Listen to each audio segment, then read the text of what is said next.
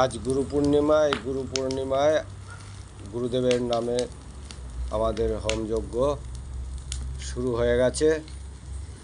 সকল ভক্তদের জানাই যে আপনারা প্রত্যেকেই এই হোমযজ্ঞের আনন্দ নিন।